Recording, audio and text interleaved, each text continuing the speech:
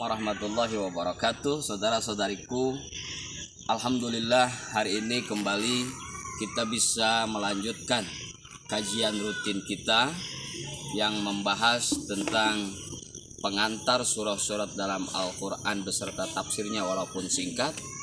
Dan tampilan hari ini berbeda karena berdasarkan permohonan sebagian sodik yafhamu qauli tiqodin wasik. Jadi beliau memohon adanya tampilan baru. Oleh karena itu kami berada di luar ruangan dan mudah-mudahan ini menumbuh kembangkan untuk istiqomah kita dalam rangka melanjutkan kajian rutin ini.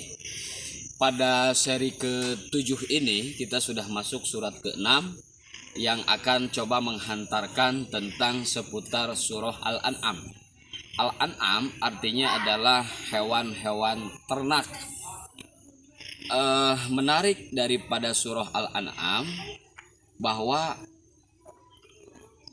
menurut As-Sobuni beliau mengatakan wahya ihda suwar makiyah at-tawilah. Surah Al-An'am ini termasuk salah satu surat makiyah yang diturunkan di Mekah dan memiliki ayat panjang. Jumlah ayatnya sebagaimana dikatakan oleh Syekh Nawawi dalam Al-Munir beliau, ini 165 surat. Dan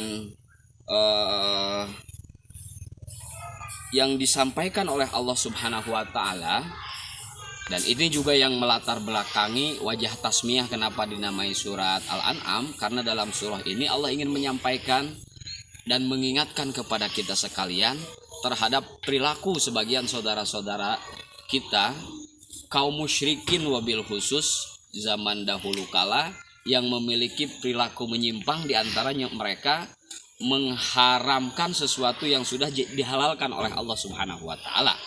Salah satunya adalah hewan ternak yang memiliki kaki 4, jenis-jenis tertentu.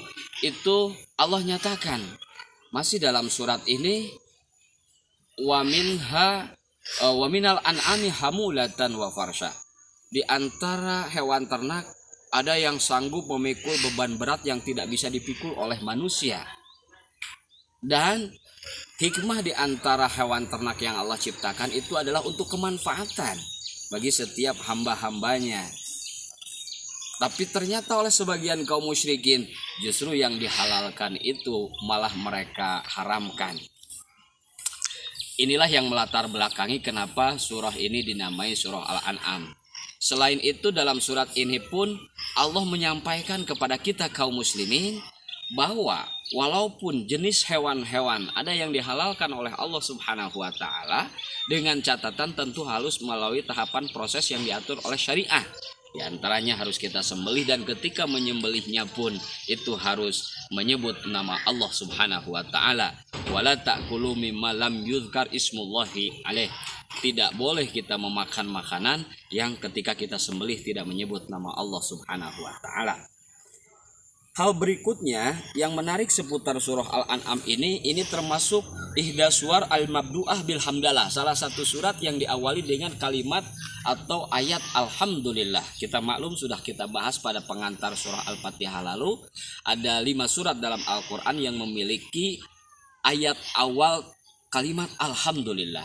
Al-Fatihah, kemudian ini Al-An'am, nanti kita menemukan lagi surat Al-Kahfi, kemudian surat As-Saba.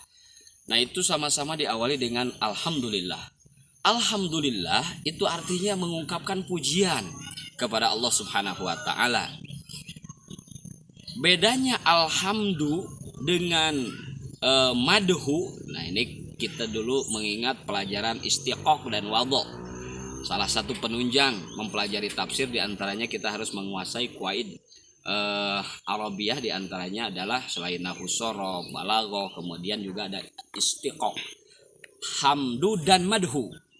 Kalau madhu ini disampaikan oleh An-Nawawi, Syekh Nawawi dalam kitab Marahlul Bait beliau, bisa ditujukan kepada akil al-ghairi, sesuatu yang memiliki akal ataupun tidak. Itu ungkapan pujiannya.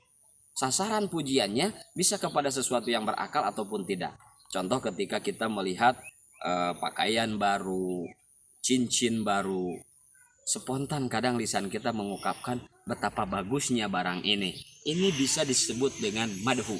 Tetapi kalau alhamdu, ini khusus ditujukan hanya untuk al-akil, sesuatu yang memiliki akal, dan la yahsulu illa lil fa'il al-muhtar ala ma yasduru minhu minal ihsan. Dalam rangka mengiringi kebaikan-kebaikan yang diterima oleh sang pengungkap kalimat pujian tersebut. Nah, kemudian nanti dari madhu, hamdu ada lagi syukur. Kalau syukur ini lebih khusus lagi maknanya, sebagaimana kita kaji dan kita bahas dalam kitab-kitab yang sudah kita pelajari seputar itu. Kelebihan daripada surah Al-An'am dibanding dengan surah yang lain, kalau kita tahu surah-surah yang lain itu diturunkan oleh Allah Subhanahu wa taala kepada baginda Rasul dengan sistem tadrij, dicicil, dan di sana ada hikmah pelajaran yang bisa kita petik. Sementara surah Al-An'am ini menurut mufassirin konon diturunkan oleh Allah Subhanahu wa taala secara langsung, daf'atan wahidah. Secara langsung, dan diturunkan pada malam hari, tidak siang hari. Sehingga menurut mufassirin ini surah Al-An'am selain daripada surat istimewa karena diturunkan sekaligus, juga termasuk surah Al-Laili. Ketika Rasul menerima surah Al-An'am ini, konon Ibnu Abbas mengatakan wasyayya'aha sab'una alfi malak. Beliau dikelilingi oleh 70.000 malaikat yang menyertai turunnya surah Al-An'am. Dan mereka para malaikat yang 70.000 itu gemuruh membacakan tasbih mengiringi turunnya surah Al-An'am. Luar biasa. Kemudian dalam surah Al-An'am yang ingin Al-Fakir sampaikan pada sesi kali ini adalah diantaranya tentang penguatan.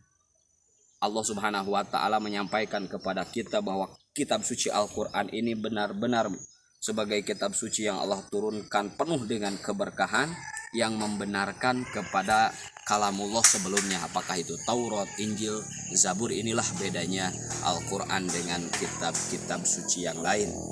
Kemudian ada hal menarik lagi yang patut untuk menjadi pelajaran kita menjalani kehidupan. Allah berfirman dalam surah Al-An'am, wa kadzalika ja'alna likulli nabiyyin aduwan syayatinal insi wal jin. Setiap nabi itu ternyata memiliki musuh-musuh. Setiap nabi pasti ada musuhnya. Setiap pendai pasti ada musuhnya. Musuh itu hakikatnya adalah setan yang berwujud manusia maupun jin. Oleh karena itu, saudara-saudariku yang dirahmati oleh Allah Subhanahu wa taala, kuatkanlah keyakinan kepada Allah bahwa tantangan dakwah itu memang memiliki tantangan dari musuh-musuh Allah Subhanahu wa taala, karena setan tidak menghendaki kebaikan. Ingatlah perjuangan para nabi kita sekalian. Ini saja yang disampaikan pada sesi kali ini, mudah-mudahan bermanfaat. Wallahu a'lam bishawab. Assalamualaikum warahmatullahi wabarakatuh.